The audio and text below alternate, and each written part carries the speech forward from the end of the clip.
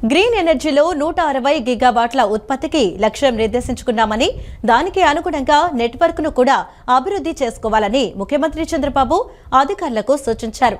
AP green energy corridor పూర్తయితే రాష్ట్రంలో data సెంటర్లకు అవసరమైన విద్యుత్తును సరఫరా చేసేందుకు ఈ నెట్వర్క్ బాగా ఉపకరిస్తుందని అభిప్రాయపడ్డారు. ఇక విద్యుత్ మౌలిక సదుపాయాలు పెరిగితే ఆయా రంగాల్లో పెట్టుబడులు కూడా పెద్ద ఎత్తున వస్తాయని సూచించారు. ఈ ప్రాజెక్టును మొదలు పెట్టడంతో పాటు టైం బౌండ్ కార్యక్రమంగా పెట్టుకుని పూర్తి చేయాలని సీఎం ఆదేశించారు. రాష్ట్ర సచివాలయంలో ముఖ్యమంత్రి చంద్రబాబు నాయుడు విద్యుత్ శాఖపై సమీక్షించారు. గ్రీన్ ఎనర్జీ కారిడార్ అంశం సహా విద్యుత్ సరఫరా పరిస్థితి, వచ్చే 6 నెలల ప్రణాళిక, PM సౌరఘర్, PM Kusum, PME drive పథకాల పురోగతి, ఏపీ ఐఐసి పాలసీ కింద ఆమోదించిన వివిధ ప్రాజెక్టుల పరిస్థితి, నెట్ క్యాప్ బలోపేతం, డిజిటల్ ట్విన్ గ్రిడ్ నిర్మాణం వంటి అంశాలపై చర్చించారు. గ్రీన్ ఎనర్జీ కారిడార్లో భాగంగా ట్రాన్స్మిషన్ నెట్వర్క్ విస్తరించే అంశంపై ఎలాంటి చర్యలు తీసుకున్నారని సీఎం చంద్రబాబు అధికారులను అడిగారు. గ్రీన్ ఎనర్జీ కారిడార్ ఫేజ్ 3 కింద సుమారు 18 గిగావాట్ల గ్రీన్ ఎనర్జీని ప్రధాన గ్రిడ్కు అనుసంధానించేందుకు చర్యలు తీసుకుంటున్నామని వివరించారు. ఈ మేరకు కొత్త ట్రాన్స్మిషన్ లైన్లు, పూలింగ్ స్టేషన్లను నిర్మించనున్నట్లు వెల్లడించారు. మొత్తంగా 18 గిగావాట్లలో సోలార్ ద్వారా ఉత్పత్తి అయ్యే 11 గిగావాట్ల విద్యుత్తును, అలాగే పంపుడ్ స్టోరేజ్ ప్రాజెక్టుల ద్వారా ఉత్పత్తి అయ్యే సుమారు 7 గిగావాట్ల విద్యుత్తును ప్రధాన గ్రిడ్కు అనుసంధానించేలా చర్యలు తీసుకుంటున్నట్లు అధికారులు వివరించారు. ఈ మేరకు 2261 కిలోమీటర్ల మేర కొత్త ట్రాన్స్మిషన్ లైన్లు వేయనున్నట్లు వెల్లడించారు. ఈ కారిడార్లో భాగంగా 9500 మెగావాట్ల సామర్థ్యంతో 5 భారీ పోలింగ్ స్టేషన్లను నిర్మించేలా ప్రణాళికలు సిద్ధం చేసినట్లు అధికారులు వెల్లడించారు. ముదిగుబ్బ, తలుపుల, రామాయపట్నం, పోరుమామిళ్ల, కొప్పాక ప్రాంతాల్లో పోలింగ్ స్టేషన్లను నిర్మించనున్నట్లు అధికారులు తెలిపారు. సమీక్షలో భాగంగా పీఎం సౌరఘర్, పీఎం కుసుమ్ వంటి పథకాల అమలుపై సీఎం అధికారులతో చర్చించారు. అలాగే ప్రభుత్వ భవనాల సోలారైజేషన్ పనులు ఎంతవరకు వచ్చాయని అధికారులను ముఖ్యమంత్రి అడిగి తెలుసుకున్నారు. రాష్ట్ర వ్యాప్తంగా 200 మెగావాట్ల సామర్థ్యంతో ప్రభుత్వ భవనాల సోలారైజేషన్ ప్రక్రియను మొదలుపెట్టినట్లు అధికారులు వెల్లడించారు.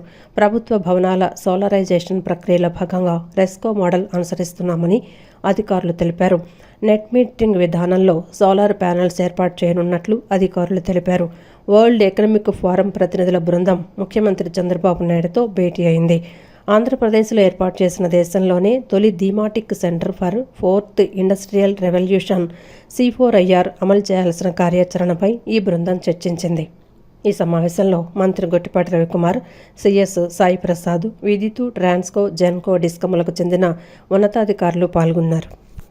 కాలుష్య రహిత గోదావరి పుష్కర నిర్వహణకు కార్యాచరణ ప్రణాళిక జరుగుతున్నట్లు ఉప ముఖ్యమంత్రి పవన్ స్పష్టం చేశారు. 6 జిల్లాల్లో 262 పుష్కర పంచాయతీలు గుర్తించామన్నారు.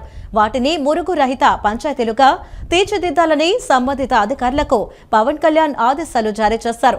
మురుగునీరు నేరుగా గోదావరిలో కలవకుండా ప్రత్యేక పర్యవేక్షణ అవసరమన్నారు. మున్సిపాలిటీ సామర్థ్యానికి తగిన విధంగా మురుగు శుద్ధి ప్లాంట్ల నిర్మాణం చేపట్టాలని సూచించారు. పీసీబీ నుంచి మంజూరు చేసిన 100 కోట్ల రూపాయల నుంచి కూడా నిధులు వినియోగించుకోవచ్చని తెలిపారు. పారిశ్రామిక కాలుష్య నివారణకు నిరంతర తనిఖీలు జరుగుతాయని, దీనికోసం ఆర్టీజీఎస్ తరహా కంట్రోల్ రూమ్ ద్వారా నిరంతర ప్రత్యక్ష పర్యవేక్షణ జరుగుతుందన్నారు. స్వచ్ఛ గోదావరి పవిత్ర పుష్కరాల నేపథ్యంలో అధికారులకు ఉప ముఖ్యమంత్రి పవన్ కళ్యాణ్ కీలక ఆదేశాలిచ్చారు. కాలుష్య రహిత గోదావరి పుష్కరాల నిర్వహణకు కార్యాచరణ ప్రణాళిక రూపొందించారు. 6 జిల్లాల్లో 262 పుష్కర పంచాయతీలను గుర్తించారు. మురుగు రహిత పంచాయతీలుగా తీర్చిదిద్దాలని ఆదేశించారు. మురుగునీరు నేరుగా గోదావరిలో కలవకుండా ప్రత్యేక పర్యవేక్షణ చేయాలన్నారు. మున్సిపాలిటీ సామర్థ్యానికి తగిన విధంగా మురుగు శుద్ధి ప్లాంట్ల నిర్మాణం చేపట్టాలని సూచించారు. పీసీబీ మంజూరు చేసిన 100 కోట్ల నుంచి కూడా నిధులు వినియోగించాలని ఆదేశించారు. రోజువారీ 104 మిలియన్ లీటర్ల మురుగునీరు జీవనదిని కలుషితం చేస్తోందన్నారు. ఇందులో గ్రామీణ ప్రాంతాల నుంచి 8.38 మిలియన్ లీటర్ల మురుగునీరు గోదావరిలో కలుస్తోందని పేర్కొన్నారు. పారిశ్రామిక వ్యర్థాల్లో ఆంధ్ర పేపర్ మిల్లు వెదజల్లే రోజువారీ కాలుష్యమే 32 మిలియన్ లీటర్లు ఉంటుందన్నారు. నిత్యం గోదావరిలో కలిసే 13.24 మిలియన్ లీటర్ల ఆక్వా కాలుష్యం వీటికి అదనమని పేర్కొన్నారు. పారిశ్రామిక కాలుష్య నివారణకు నిరంతర తనిఖీలు చేయాలని సూచించారు. ఆర్టీజీఎస్ తరహా కంట్రోల్ రూమ్ ద్వారా నిరంతరం ప్రత్యక్షంగా పర్యవేక్షించాలని ఆదేశించారు. పర్యావరణ పరిరక్షణ టాస్క్ ఫోర్స్కి కంట్రోల్ రూమ్ నిర్వహణ బాధ్యతలు అప్పగించారు.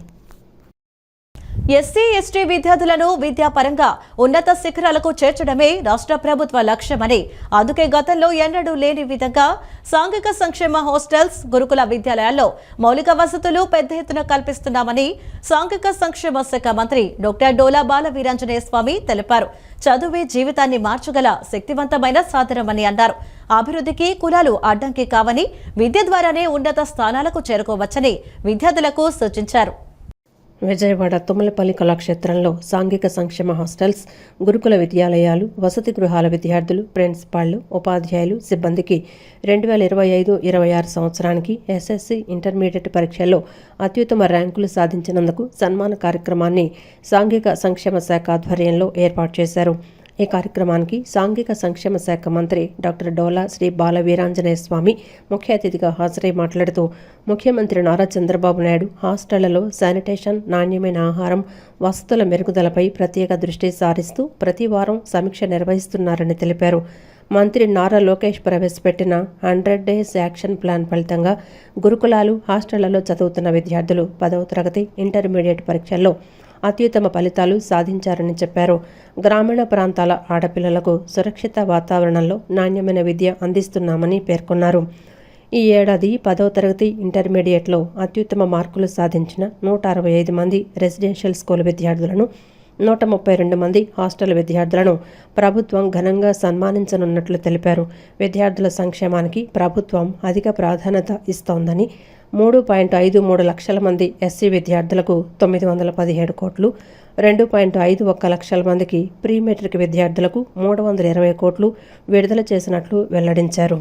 ఇక హాస్టళ్ల మరమ్మతులు, అదనపు మరుగుదొడ్లు, కొత్త భవనాల నిర్మాణానికి 100 కోట్ల రూపాయలు కేటాయించినట్లు తెలిపారు. విద్యార్థుల భద్రత కోసం హాస్టళ్లలో సీసీ కెమెరాలు, శానిటేషన్ కోసం ప్రత్యేక అవుట్సోర్సింగ్ వ్యవస్థ, ఆరోగ్య పరిరక్షణ కోసం ఆధునిక సేవలు అందుబాటులోకి తీసుకొచ్చినట్లు చెప్పారు. హెడ్ ఆఫీసులో ఆర్టిఫిషియల్ ఇంటెలిజెన్స్, ఏఐ ఆధారిత పర్యవేక్షణ వ్యవస్థను ఏర్పాటు చేసినట్లు వెల్లడించారు. ఇంటర్మీడియట్ చదివిన పిల్లలు నెక్స్ట్ వాళ్ళకి ఏదైనా గైడ్ చేయాలి. మనం వాడి తెలివితేటలు బట్టి నువ్వు ఈ కోర్స్ చేస్తే బాగుంటుంది. 10th కూడా మరీ డల్లర్స్ ఉన్నట్టే ఐటీఐ కానీ పాలిటెక్నిక్ అయితే వాడు కెరీర్ అవుతుంది. అంతేగాని వెళ్ళిపోయి కూలి పనులు చేసుకోవాలని కోరుకోవట్లా. ముఖ్యమంత్రి గారు కూడా నైపుణ్యం ద్వారా శిక్షణ ఇద్దామంటున్నారు, స్కిల్ డెవలప్మెంట్ చేద్దామన్నారు, ప్లేస్మెంట్ ఇవ్వాలని చూస్తున్నారు. ప్రతి కుటుంబం కూడా సాధికారం సాధించాలి, పేదరికం ఉండకూడదు. ఈరోజు ముఖ్యమంత్రి గారు P4 అంటే మార్గదర్శి, బంగారు కుటుంబాలు, అదేవిధంగా 20 అప్పగా ఉన్నటువంటి పెద్దలో ఉన్న 10 కుటుంబాలు, కింద 20 కుటుంబాలని అభివృద్ధి చేయాలనేది ముఖ్యమంత్రి గారి ఆలోచన. దానికన్నా కూడా మనం ఇందులో బాధ్యతగా ఉన్నాం. ఆ చదువులకు ఆ పిల్లలకు మార్గదర్శకంగా ఉందాం. ఉన్నత స్థితిలో వాళ్ళని సెటిల్ చేసేందుకు మనంతు సహకారం కూడా మీరు ఇవ్వాలని చెప్పేసి ముఖ్యంగా డిప్యూటీ డైరెక్టర్స్, ఏఎస్డబ్ల్యూఎస్, వార్డెన్స్ మీద మానిటర్ చేయాల్సిన అవసరం, బాధ్యత ఉంది. అదేవిధంగా స్కూల్లో కూడా పిల్లలకి హెల్త్తో పాటు వాళ్ళ చదువు, వాళ్ళ న్యూట్రిషన్ మీద ప్రత్యేకమైనటువంటి శ్రద్ధ మీరు తీసుకోవాలని చెప్పేసి ప్రిన్సిపాల్స్ కూడా తెలియజేసుకుంటూ, ఆంధ్రప్రదేశ్లో మున్సిపాలిటీలను డంపింగ్ యార్డుల రహితంగా మార్చేందుకు కృషి చేస్తున్నామని మంత్రి పొంగూరు నారాయణ తెలిపారు. ప్రస్తుతం విశాఖపట్నం, గుంటూరులో వేస్ట్ టు ఎనర్జీ ప్లాంట్లు ఉన్నాయని, కొత్తగా మరో 6 ప్లాంట్లను నెలకొల్పుతున్నట్లు ఆయన పేర్కొన్నారు. ఈలోగా 107 మున్సిపాలిటీల్లో ఉత్పత్తి అయ్యే చెత్త నిర్వహణ కోసం ఫ్రెష్ వేస్ట్ ప్లాంట్లు ఏర్పాటు చేస్తున్నట్లు వెల్లడించారు. ఈ ప్లాంట్ల ద్వారా ప్రతిరోజు 5,385 టన్నుల చెత్తను కంపోస్ట్ బయోగ్యాస్ గా మారుస్తామని తెలిపారు. ఎన్టీఆర్ జిల్లా కొండపల్లి, ఇబ్రహీంపట్నంలో మంత్రి నారాయణ, ఎమ్మెల్యే వసంత కృష్ణప్రసాద్ పర్యటించారు. కొండపల్లిలో కొత్తగా నిర్మిస్తున్న ఫ్రెష్ వేస్ట్ ప్లాంట్ను పరిశీలించగా, ఇబ్రహీంపట్నంలో కంప్రెస్డ్ బయోగ్యాస్ ప్లాంట్ను పరిశీలించారు. ఈ సందర్భంగా మంత్రి నారాయణ మాట్లాడుతూ, ఏపీ ప్రజల నుంచి గత ప్రభుత్వం చెత్త పన్ను వసూలు చేసిందని, అయినా 150 లక్షల టన్నుల చెత్తను వదిలి వెళ్లిపోయిందన్నారు. ఆ చెత్తను కూటమి ప్రభుత్వం వచ్చిన తర్వాత తొలగిస్తున్నామని, వచ్చే నెలాఖరు నాటికి అన్ని ప్లాంట్లు పూర్తి చేసి అందుబాటులోకి తీసుకొస్తామన్నారు.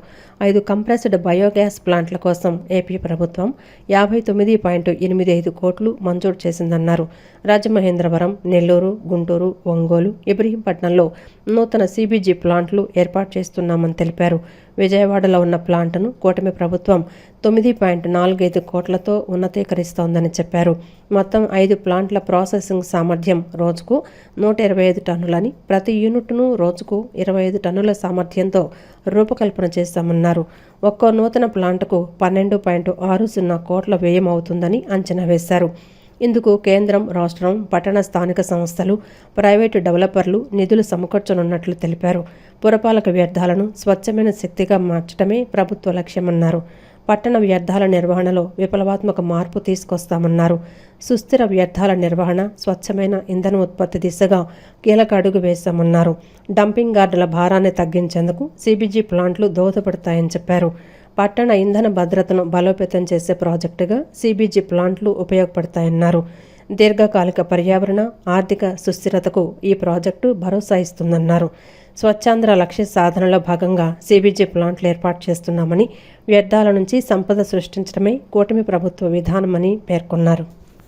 ఈ 107 ప్లాంట్లు పూర్తయితే 5,350 టన్నులు 5,350 టన్నులు ప్రాసెస్ అయ్యి ఏ రోజుకి ఆ రోజు చెత్త బయటకు వెళ్ళిపోతుంది.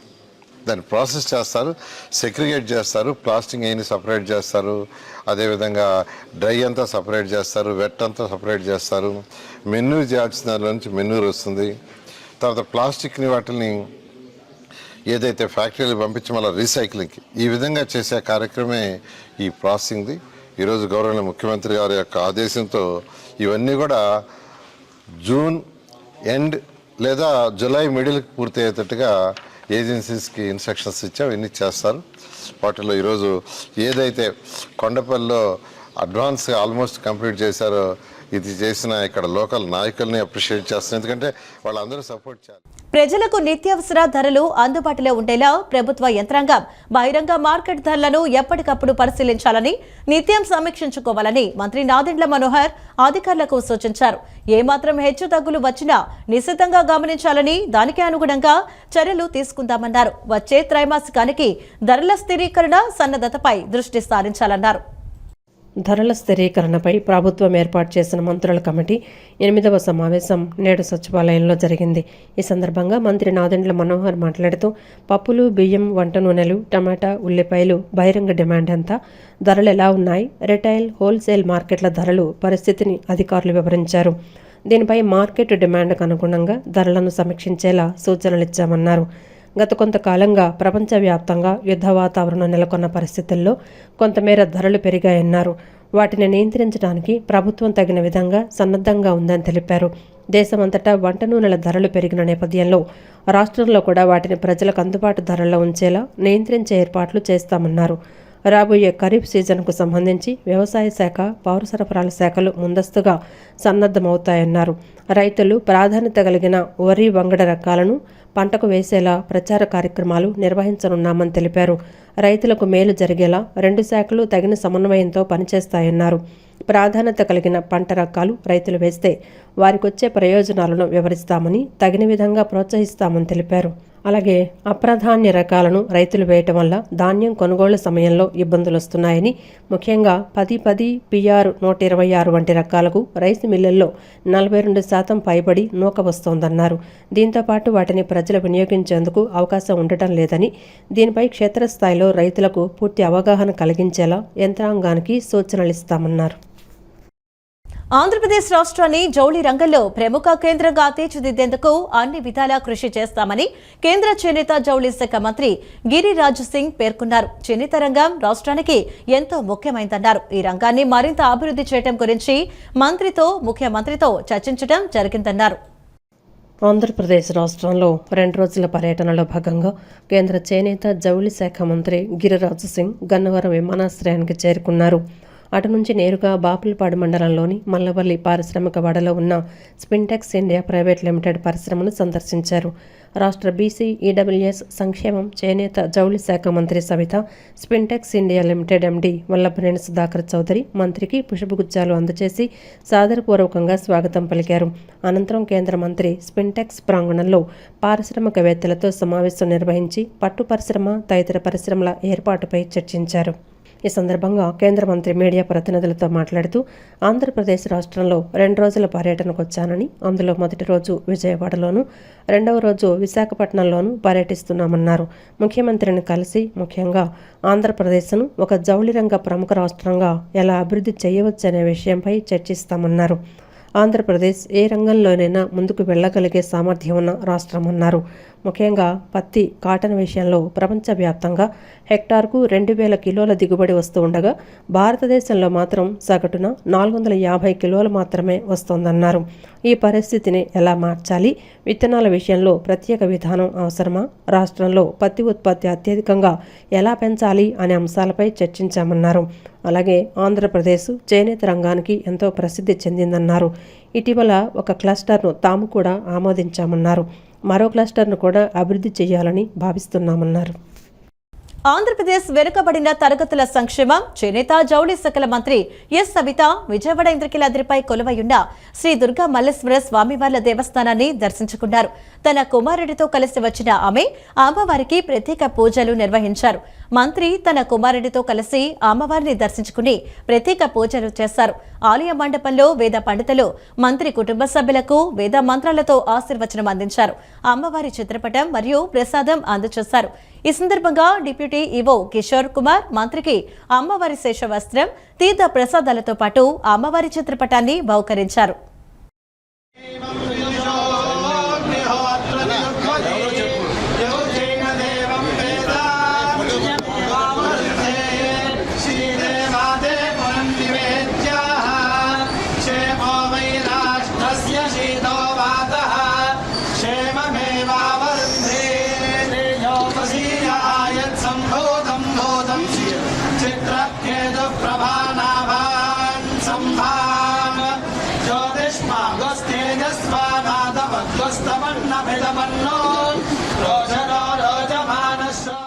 చరిత్రను సృష్టించే విధంగా హైబ్రిడ్ విధానంలో తెలుగుదేశం పార్టీ మహానాడును ఘనంగా నిర్వహించామని తూర్పు నియోజకవర్గ ఎమ్మెల్యే గద్దె రామ్మోహన్ చెప్పారు.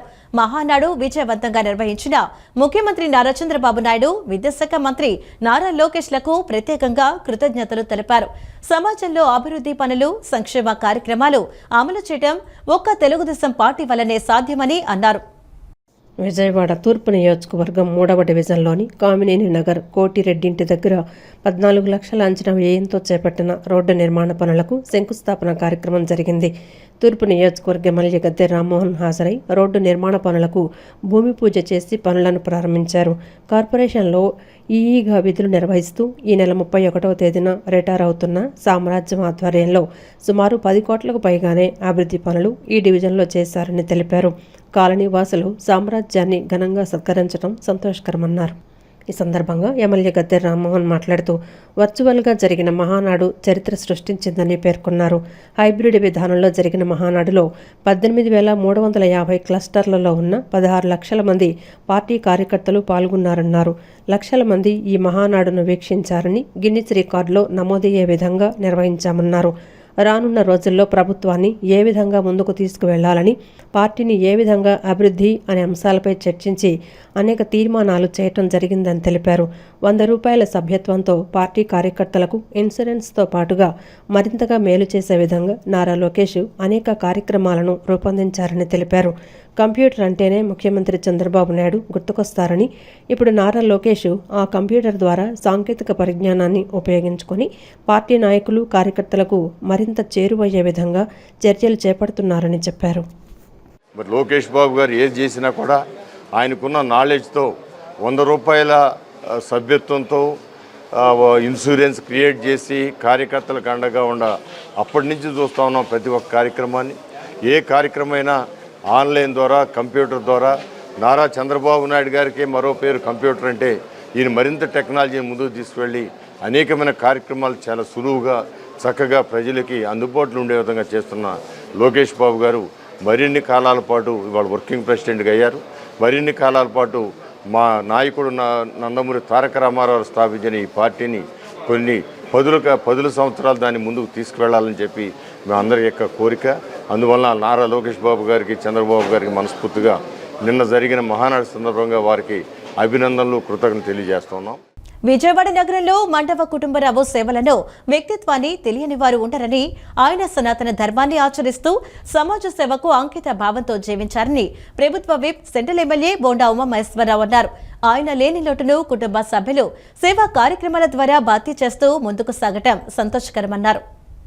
ఏలూరు రోడ్డులోని బిఎస్ఎన్ఎల్ చుట్టుకుంట వద్ద మండవ కుటుంబరావు 3వ వర్ధంతి సందర్భంగా తిరుమల తిరుపతి దేవస్థానానికి 15 టన్నుల కూరగాయల లారీని ప్రభుత్వ విప్ సెంట్రల్ నియోజకవర్గ ఎమ్మెల్యే బోండా ఉమామహేశ్వరరావు జెండా ఊపి ప్రారంభించారు.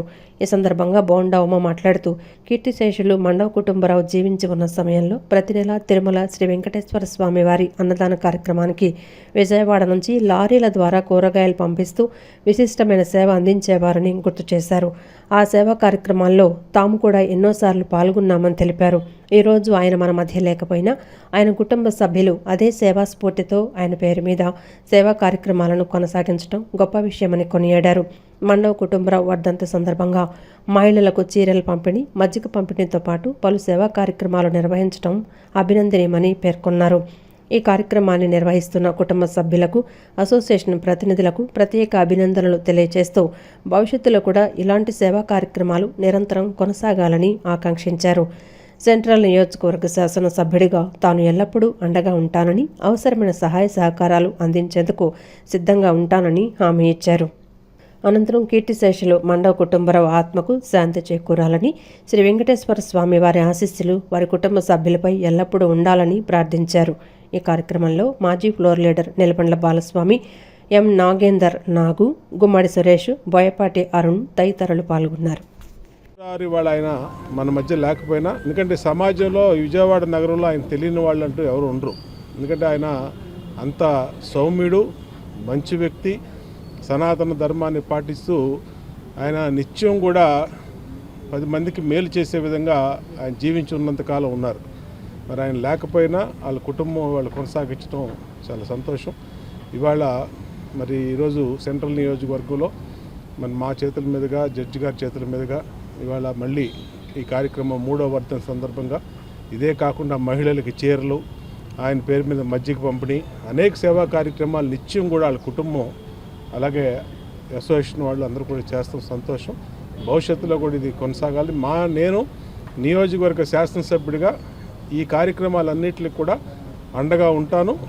నేను ఏదైనా సరే సహాయం చేయడానికి కానీ అండగా ఉంటానని కూడా సిద్ధంగా ఉంటానని తెలియజేస్తూ ఆ కుటుంబరావు ఆత్మకి శాంతిగా చేకూరాలని ఆ వెంకటేశ్వర స్వామి ఆశీస్సులు ఇప్పుడు ఆ కుటుంబాన్ని. మరి రాష్ట్రం బాగుండాలి, విజయవాడ బాగుండాలి, ప్రజలందరూ బాగుండాలి అనే ఒక దృఢ సంకల్పంతో ప్రారంభించినటువంటి మండవ కుటుంబరావు గారి యొక్క ఆశయాన్ని నిరంతరం కొనసాగిస్తున్నటువంటి వాళ్ళ కుటుంబ సభ్యులకు, వాళ్ళ మిత్ర బృందానికి, మా సోదరుడు నాగేశ్వరరావు గారికి, మరి ఈరోజు ఈ కూరగాయల లారీని జడ్జి గారు మరి మన విజయవాడ జడ్జి గారు చేతుల మీదుగా, మా ప్రియతమ శాసనసభ్యులు బోండా ఉమామహేశ్వరరావు గారు చేతుల మీదుగా ఈరోజు ఈ కూరగాయల లారీని తిరుపతి పంపించడానికి జెండా ఊపి కార్యక్రమాన్ని ప్రారంభించడం జరిగింది. అలాంటి అన్నదాన కార్యక్రమాలకి తిరుమల తిరుపతి దేవస్థానంలో జరిగే అన్నదాన కార్యక్రమానికి 2006లో విజయవాడ వాసి మండవ కుటుంబరావు గారు మరి ఆనాటి రోజుల్లోనే తిరుమల వెళ్ళి మేము వెజిటబుల్ పంపిస్తాం, డోనర్గా మేము అన్ని రకాల కూరగాయలు మేము పంపిస్తాం. అక్కడ టెండర్ అనేది లేకన్నా భక్తులకి అక్కడ వాడే ప్రసాదానికి కానీ మేము నిత్యం రోజు 8 టన్నులు కూరగాయలు కటింగ్ అవుతాయండి. అవి 8 టన్నులు కూడా 2006 నుంచి మన కుటుంబరావు గారి ఆధ్వర్యంలో విజయవాడ నుంచి నెలకి 4 బళ్ళు వెళ్ళేవండి. ఆ రోజుల్లో కీర్తిశేషులు అయినటువంటి మండవ కుటుంబరావు 2026లో స్టార్ట్ చేసింది. 2023లో ఆయన 2006లో స్టార్ట్ చేశారండి. 2023లో ఆయన స్వర్గీయులయ్యారు. ఆనాటి నుంచి ఆయన ఆశయాలు మేము కొనసాగిస్తున్నాం. నెలకి ఆయన పేరు మీద ఇప్పుడు కూడా 30 టన్నుల వరకు కూరగాయలు పంపిస్తున్నాం. అలాంటి అన్నదానానికి అందరూ సహకరించి ఆయన పేరు మీద ఇలా పంపించాలి. మేము మహానాడులో మహిళలకు 33% సీట్లు కేటాయించేలా టీడీపీ వర్కింగ్ ప్రెసిడెంట్ నారా లోకేష్ తీసుకున్న నిర్ణయం చారిత్రాత్మకమని, లోకేష్ సాహసోపేత నిర్ణయంపై జాతీయ స్థాయిలో చర్చ జరుగుతుందని ఎన్టీఆర్ జిల్లా టీడీపీ అధ్యక్షురాలు గద్దె అనురాధ పేర్కొన్నారు. జాతీయ స్థాయిలో ఎంతో మంది నాయకులు ఉన్నప్పటికీ మహిళా రాజకీయ సాధికారత కోసం ఇంత ధైర్యంగా నిర్ణయం తీసుకున్న నాయకుడు లోకేష్ మాత్రమేనని కొనియాడారు.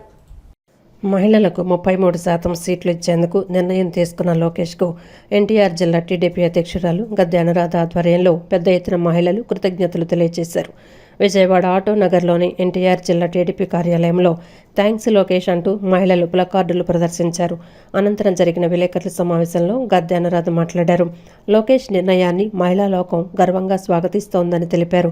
తెలుగు జాతి గర్వకారణమైన యుగ పురుషుడు నందమూరి తారక రామారావు మహిళలకు ఆస్తిలో సమాన హక్కులు కల్పించి మహిళా విశ్వవిద్యాలయాల ఏర్పాటు వంటి సంచలన నిర్ణయాలు తీసుకున్నారని గుర్తు చేశారు. ఆ ఆశయాలను ముందుకు తీసుకువెళ్తూ చంద్రబాబు నాయుడు స్థానిక సంస్థల్లో మహిళలకు రిజర్వేషన్లు కల్పించారని తెలిపారు. డ్వాక్రా సంఘాల ద్వారా మహిళలకు ఆర్థిక అక్షరాస్యత నేర్పించి స్వయం ఉపాధి దిశగా తీసుకువెళ్లిన నాయకుడు చంద్రబాబేనన్నారు. ఉద్యోగాల్లో మహిళలకు 33% రిజర్వేషన్లు కల్పించడం, మహిళలకు ఆర్టీసీలో కండక్టర్లుగా అవకాశాలు ఇవ్వటం, ప్రభుత్వ పథకాలు మహిళల పేరుతోనే అమలయ్యే విధంగా వ్యవస్థను రూపొందించడం చంద్రబాబుకు మహిళా సంక్షేమంపై ఉన్న చిత్తశుద్ధికి నిదర్శనమన్నారు. ప్రస్తుత కూటమి ప్రభుత్వం స్త్రీ శక్తి ద్వారా మహిళాభివృద్ధిని మరింత బలోపేతం చేస్తోందని తెలిపారు. మహిళలకు రాజకీయంగా రాజ్యాధికారం కల్పించాలనే ఉద్దేశంతో లోకేష్ చేసిన 33% ప్రతిపాదనను చంద్రబాబు ఆమోదించడం పార్టీ మహిళా సాధికారతపై ఉన్న నిబద్ధతను స్పష్టంగా చూపిస్తోందన్నారు. ఈ కార్యక్రమంలో దేవినేని అపర్ణ, చెన్నుపాటి ఉషారాణి, సలిమిశెట్టి రాజమణి, దయాల శిరీష, పర్వతిరేణి రత్నశ్రీ, నందిపాటి రాజకుమారి తదితరులున్నారు. మరి నారా లోకేష్ గారికి అమ్మ పెంచిన బిడ్డ కాబట్టి అమ్మ మనసుతో ఆలోచించిన ఆ బిడ్డ అమ్మలు ఎంత బాగా మరి పిల్లల్ని ఎలా తీసుకురాగలరో సమాజాన్ని కూడా ఆ విధంగా సరిదిద్దగలరని చెప్పి ఆలోచన చేసి మీరు మాకిచ్చిన ఈ గౌరవాన్ని, ఈ రక్షణని, ఈ రాజ్యాధికారాన్ని మేము దుర్వినియోగం చేయమని చెప్పి మీకు మరొక్కసారి తెలియజేస్తూ మరి మీకు థ్యాంక్స్ చెప్పుకుంటూ మరి మేము మీకు కృతజ్ఞతలు తెలియజేసుకుంటూ లోకేష్ గారికి జేజేలు పలుకుతున్నాం. లోకేష్ గారికి థ్యాంక్ యూ, లోకేష్ గారికి థ్యాంక్ యూ, నారా లోకేష్ గారికి థ్యాంక్ యూ, నారా చంద్రబాబు నాయుడు గారు. రాష్ట్రం యొక్క భవిష్యత్తు కోసం ఇంకా మరి ముందుకు తీసుకెళ్ళడం అనేది చాలా గొప్ప విషయం. మన రాష్ట్రంలోని లేడీస్కి ఎంతైతే ప్రాతినిధ్యం ఇస్తున్నారో మన చంద్రబాబు నాయుడు గారు, సీఎం గారు, మరి ప్రతి దానిలోనూ లేడీస్ని ఇన్వాల్వ్ చేసి అన్ని రంగాల్లో కూడా ఆడవారు అనేది వారు ముందుకు ఉండాలి. సమాజం యొక్క శ్రేయస్సు బాగుండాలంటే లేడీస్ కూడా వారి బిడ్డలకి భవిష్యత్తుని ఎలా తీర్చిదిద్దుతారో రాష్ట్ర భవిష్యత్తుని కూడా అలాగే వారు మరి మంచిగా ముందుకు తీసుకెళ్తారన్న నిర్ణయంతోనే వారు ఈ నిర్ణయం తీసుకోవడం జరిగింది. కాబట్టి మనందరం కూడా వారి ఆశయ సాధన కోసం కృషి చేస్తామని చెప్పి మేమందరం కూడా చెబుతూ మరి మరొకసారి ఈ బిల్లుని ఇలా పాస్ చేసి దానికి మద్దతు ఇచ్చినటువంటి అందరికీ కూడా ధన్యవాదాలు తెలుపుకుంటున్నాం. సభల్లో ఒక రిజర్వేషన్ తీసుకొచ్చి లేదంటే చట్టసభల్లో మహిళలకు కావాల్సిన అంశాల మీద చర్చించి మహిళలకి ప్రయోజనం కలుగుతుందనే ఉద్దేశంతో మన లోకేష్ గారు 33% రిజర్వేషన్ తీసుకొచ్చారు. మహిళలను మనం కూడా ఒకటి గుర్తుపెట్టుకోవాలి. ఇందాక మేడం చెప్పినట్టు మనం ఏదైనా అవకాశం ఇస్తే అవకాశాన్ని సద్వినియోగం చేసుకోవాలి, కానీ దుర్వినియోగం అనేది చేయకూడదు. మనకు వచ్చిన అవకాశాన్ని చక్కగా మహిళలకు కల్పించిన అవకాశం మహిళలు మనమే ముందుండి మనం చక్కగా దానికి ఒక ఏదైతే మా చంద్రబాబు గారి ఆశయమే కానీ లోకేష్ గారి ఆశయానికి 100 రెట్లు మంచిగా వచ్చే మెగా డిఎస్సీ పేరుతో దగా డిఎస్సీ చేశారని, డిఎస్సీలో అవకతవకలపై నిగ్గు తేల్చాలని, సిబిఐ విచారణ జరిపించాలని మాజీ మంత్రి వెల్లంపల్లి శ్రీనివాస్, ఎన్టీఆర్ జిల్లా వైసీపీ అధ్యక్షుడు దేవినేని అవినాష్ డిమాండ్ చేశారు. స్పోర్ట్స్ కోటా పేరుతో అవినీతికి తెరతీశారని మండిపడ్డారు. మెరిట్ ను పక్కన పెట్టి కూటమి ప్రభుత్వంలో నాయకులకు డబ్బులు ఇచ్చిన వారికి పోస్టులు ఇచ్చారన్నారు. డిఎస్సీపై శ్వేతపత్రం విడుదల చేసే పరిస్థితి చంద్రబాబుకు ఉందా అని ప్రశ్నించారు. ఈ అవినీతి దారుణాలకు కారణం నారా లోకేష్ అని, అవినీతి కూపంలో కూరుకుపోయిన నారా లోకేష్ రాజీనామా చేయాలని డిమాండ్ చేశారు. డిఎస్సీలో అవకతవకలపై ఎన్టీఆర్ జిల్లా వైఎస్ఆర్సీపీ విద్యార్థి విభాగం ఆధ్వర్యంలో విజయవాడ తుమ్మలపల్లి కళాక్షేత్రం వద్ద ఉన్న అంబేద్కర్ విగ్రహం వద్ద నిరసన కార్యక్రమం నిర్వహించారు. నిరసన కార్యక్రమానికి విద్యార్థులు, డిఎస్సీ అభ్యర్థులు భారీగా తరలివచ్చారు. మెగా డిఎస్సీలో అవకతవకలపై చర్యలు తీసుకోవాలని, సిబిఐ విచారణ జరిపించాలని, మంత్రి నారా లోకేష్ను మంత్రి పదవి నుంచి తొలగించాలని డిమాండ్ చేస్తూ వైసీపీ విద్యార్థి విభాగం ధర్నా నిర్వహించింది. ఈ కార్యక్రమంలో ఎన్టీఆర్ జిల్లా అధ్యక్షులు దేవినేని అవినాష్, మాజీ మంత్రి వెల్లంపల్లి శ్రీనివాసు, మాజీ ఎమ్మెల్యే మల్లాది విష్ణు, ఎన్టీఆర్ జిల్లా విద్యార్థి విభాగం అధ్యక్షులు జొన్నలగడ్డ కమల్ సాయి, విద్యార్థి విభాగం స్టేట్ వర్కింగ్ ప్రెసిడెంట్ రవిచంద్ర మరియు జిల్లా నియోజకవర్గాల స్టూడెంట్ వింగ్ అధ్యక్షులు వైఎస్ఆర్సీపీ శ్రేణులు పాల్గొన్నారు. ఈ సందర్భంగా వారు మాట్లాడుతూ డిఎస్సిలో అవినీతికి తెరతీశారన్నారు. 15 లక్షలు, 20 లక్షలు, 25 లక్షల రూపాయలకు పోస్టులు అమ్ముకున్నారని తెలిపారు. నిరుద్యోగుల జీవితాలతో ఆటలాడుతున్నారని అన్నారు. జరిగిన అవకతవకలు, అక్రమాలపై విచారణ జరిపించాలని కోరారు. వైసీపీని విమర్శించడం తప్ప ప్రజలకు ఉపయోగపడే పని కూటమి ప్రభుత్వం ఏమీ చేయలేదన్నారు. టీడీపీ వెన్నుపోటు పార్టీ అని, కాల్మనీ, సెక్స్ రాకెట్లు, గంజాయి వంటివి టీడీపీ అనుబంధ వ్యవస్థలని ఆరోపించారు. అబద్ధపు ప్రచారం మాని ప్రజలకిచ్చిన హామీలు అమలు చేయాలన్నారు. విద్యార్థి సంఘం నాయకులందరూ కలిసి ఈ మెగా డిఎస్సిలో జరుగుతున్న మోసాలన్నింటినీ కూడా నిగ్గు తేల్చాలి, సిబిఐ విచారణ జరిపించాలి, లేదంటే కనుక హైకోర్టు సిట్టింగ్ జడ్జితో విచారణ జరిపించాలని చెప్పి డిమాండ్ని రాష్ట్ర ప్రభుత్వం వినట్లేదు. కాబట్టి ఈరోజు అంబేద్కర్ గారికి మొరపెట్టుకోవడం జరిగింది. ఈరోజు మెగా డిఎస్సి అని చెప్పని పెద్ద ఎత్తున ఆర్భాటం చేశారు. అన్నీ మోసాలే, అన్నీ అరాచకాలే. ఏదైతే స్పోర్ట్స్ కోటా అని చెప్పని అర్హత లేని వాళ్ళందరికీ కూడా ఎవరైతే డబ్బులు ఇచ్చి ఈ యొక్క డిఎస్సి సీట్లు ఈరోజు మీ యొక్క అనుబంధ విభాగాలు కాల్మనీ, సెక్స్ ర్యాకెట్లు, మహిళల్ని వేధించే విభాగాలు ఒకటి, ఈరోజు ఉద్యోగాలకు డబ్బులు తీసుకెళ్ళి మోసం చేసే విభాగాలు ఒకటి.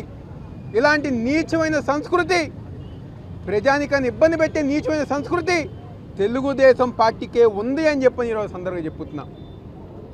మీకు కనుక సిగ్గు శరం ఉంటే సూపర్ 6 హామీలు అమలు చేయండి. నిరుద్యోగ యువతకి నిరుద్యోగ భృతి ఇవ్వండి, ఉద్యోగాలు కల్పించండి.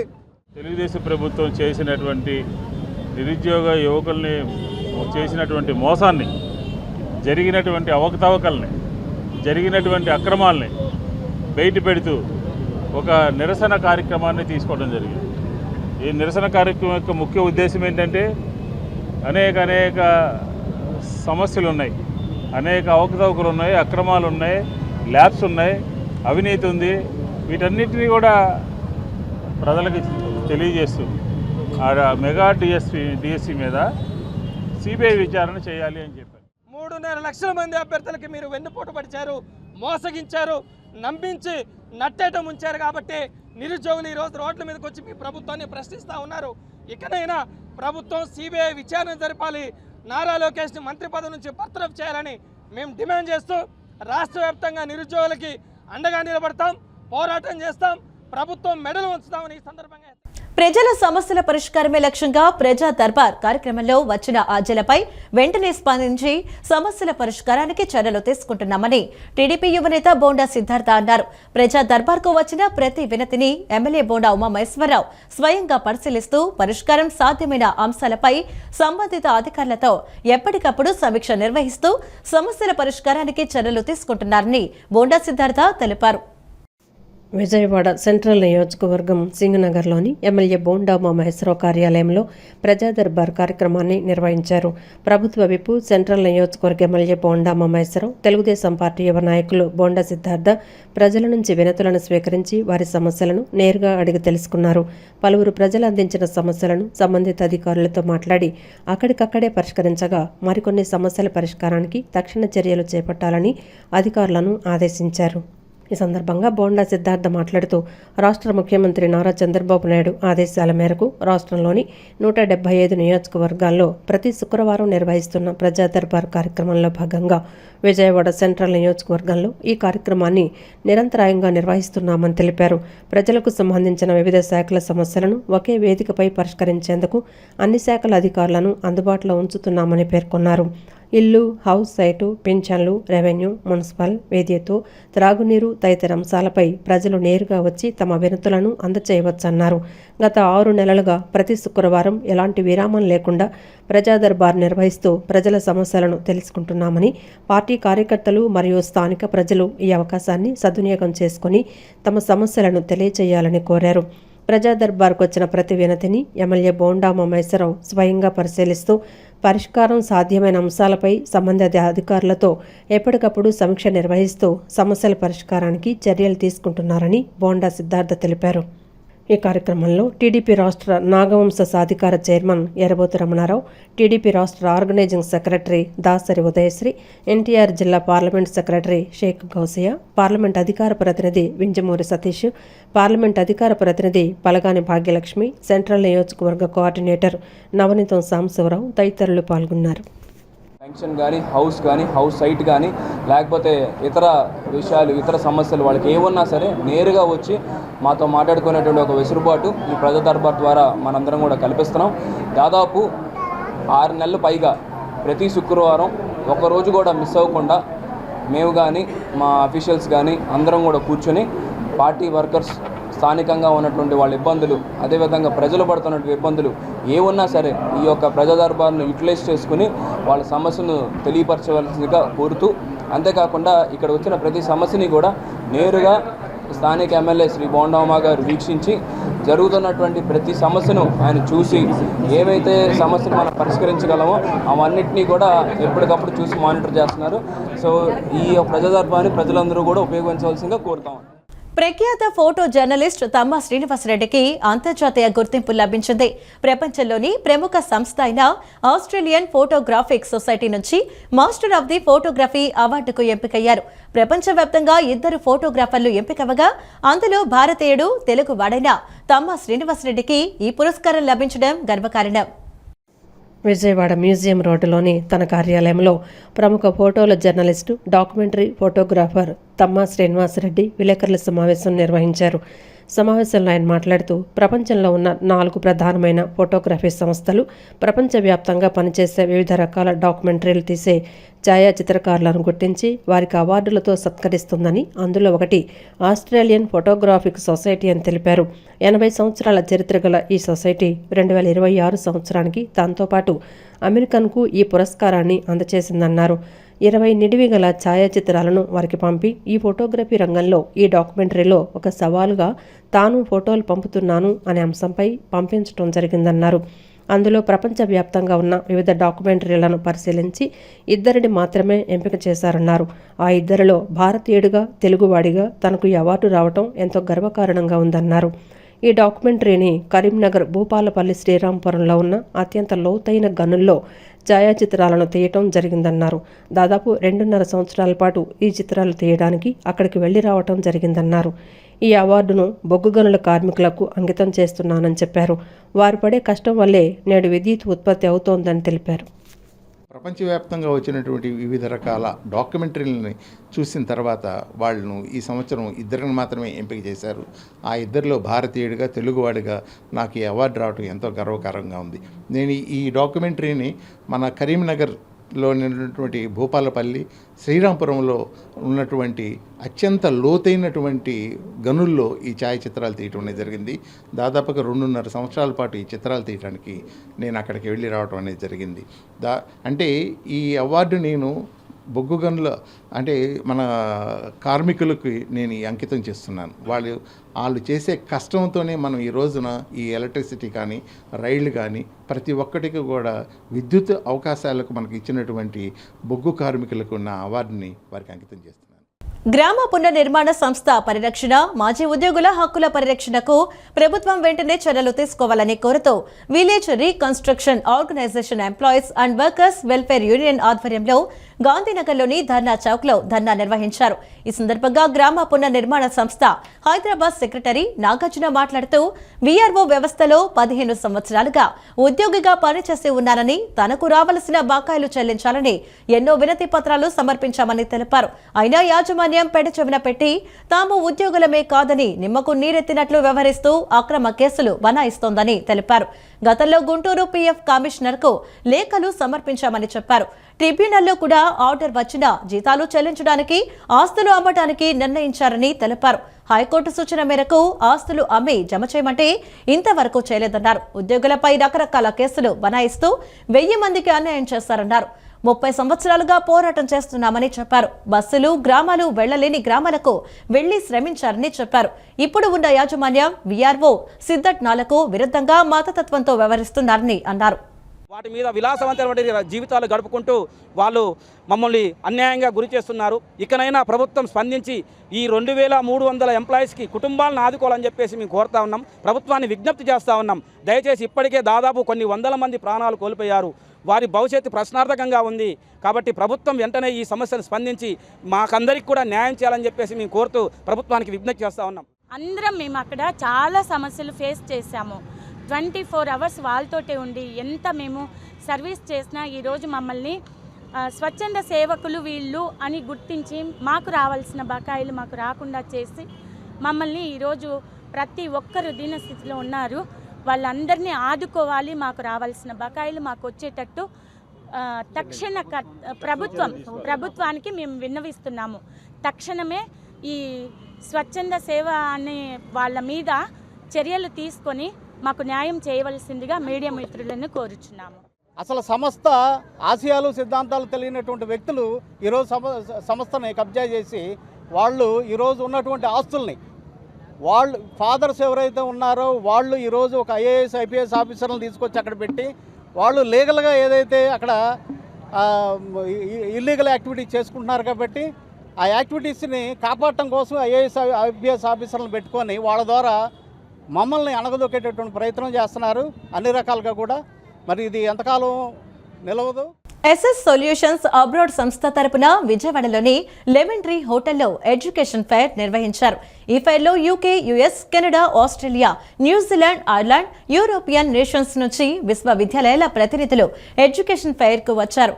విద్యార్థులు, వారి తల్లిదండ్రులు ఫెయిర్లో పాల్గొని వివిధ విశ్వవిద్యాలయాల్లో అందిస్తున్న కోర్సులు, ఫీజుల వివరాలు, స్కాలర్షిప్ల గురించి వివరాలు అడిగి తెలుసుకున్నారు.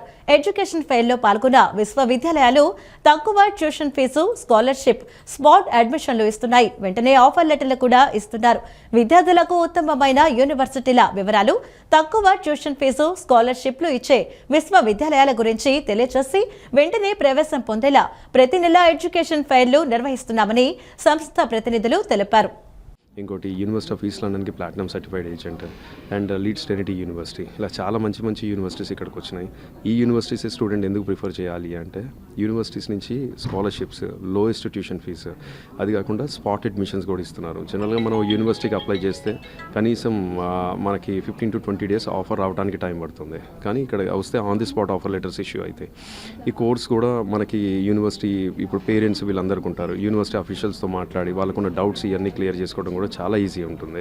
సో ఎవ్రీ మంత్ మేము ఎడ్యుకేషన్ ఫెయిర్స్, ఈవెంట్స్ లాంటివి కండక్ట్ చేస్తూ ఉంటాం. ఇప్పుడు నెక్స్ట్ మంత్ 6వ తారీఖు కూడా హైదరాబాద్లో తాజ్ విమాంతలో కూడా మేము ఒక ఎడ్యుకేషన్ ఫెయిర్ యోగ్ సెయింట్ జాన్ యూనివర్సిటీకి స్పెసిఫిక్గా చేస్తున్నాం మేము. సో ఎవరైనా స్టూడెంట్ ఉంటే అక్కడికి కూడా రావచ్చు కంపల్సరీ. సో మెయిన్ ఇంటెన్షన్ వచ్చేసి స్టూడెంట్స్కి lowest tuition fee, best universities provide చేయాలని. అంటే యూనివర్సిటీస్ చాలామంది చాలా కంట్రీస్కి వస్తూనే ఉన్నారు మార్నింగ్ నుంచి. ఎక్కువ ఫ్లో వచ్చేసి యూకేకి కూడా ఉంది. సో ఇంకా స్టిల్ ఎవరికైనా ఇంట్రెస్ట్ ఏదైనా ఉన్నా కూడా ఎనీ టైం మాకు కాల్ చేయొచ్చు. అత్యాధునిక ఏఐ సాంకేతికత, ప్రపంచ స్థాయి చిత్ర నాణ్యత, నెక్స్ట్ జనరేషన్ స్మార్ట్ టీవీ అనుభవాలను వినియోగదారులకు అందించేలా ఎల్జీ ఎలక్ట్రానిక్స్ ఇండియా లిమిటెడ్ సంస్థ LGOLED AI టీవీను వినియోగదారుల కోసం అందుబాటులోకి తెచ్చింది. ప్రీమియం హోమ్ ఎంటర్టైన్మెంట్ విభాగంలో ఎల్జీ సంస్థ పరిచయం చేసిన ఈ LGOLED AI టీవీ సరికొత్త అనుభూతిని ఇస్తుంది. అధునాతన స్మార్ట్ ఫ్యూచర్లను ఇందులో పొందుపరిచింది. ఈ సరికొత్త OLED AI టీవీని విజయవాడలోని బజాజ్ ఎలక్ట్రానిక్స్ లో ఆవిష్కరించింది. విజయవాడలోని బజాజ్ ఎలక్ట్రానిక్స్ రింగ్ రోడ్డు బ్రాంచ్లో LGOLED AI టీవీని ఆవిష్కరించారు. ఈ కార్యక్రమానికి LG electronics Andhra Pradesh regional business head KV Krishnaji, Vijayawada branch manager P Kishore Babu లాంఛనంగా ఆవిష్కరించి వినియోగదారులకు అందుబాటులోకి తెచ్చారు. ఈ సందర్భంగా వారు మాట్లాడుతూ ఈ శ్రేణిలో ప్రధాన ఆకర్షణగా నిలిచిన కొత్త LGOLED AI టీవీ అత్యాధునిక హైపర్ రేడియంట్ RGB కలర్ టెక్నాలజీతో మరింత ప్రకాశవంతమైన రంగులు, లోతైన కాంట్రాస్ట్ మరియు అద్భుతమైన వీక్షణ అనుభూతిని అందిస్తుందన్నారు. సరికొత్త A11 AI processor Gen 3 ETV picture sound quality తెలివిగా మెరుగుపరచడంతో పాటు 4K 165 HZ gaming, NVIDIA G-Sync, AMD FreeSync సపోర్టుతో అత్యుత్తమ గేమింగ్ అనుభవాన్ని అందిస్తుందన్నారు. అలాగే మైక్రోసాఫ్ట్ కోపైలట్, గూగుల్ జెమిని వంటి AI పవర్డ్ అసిస్టెంట్ ఇందులో లభిస్తాయన్నారు. OLED 6 మోడల్స్లో perfect black colour, free premium reflection, Dolby vision, Dolby Atmos, సరికొత్త వెబ్ OS 26 ప్లాట్ఫామ్స్ అందుబాటులో ఉన్నాయన్నారు. వచ్చే 5 ఏళ్ల పాటు OS అప్గ్రేడ్ కూడా ఉందన్నారు. AI voice ID, AI agent, AI chatbot, home dashboard, LG channels, థింక్కు సపోర్టు, AI మ్యాజిక్ రిమోట్ వంటి స్మార్ట్ ఫీచర్లు వినియోగదారులకు మరింత సౌలభ్యాన్ని కలిగిస్తాయన్నారు.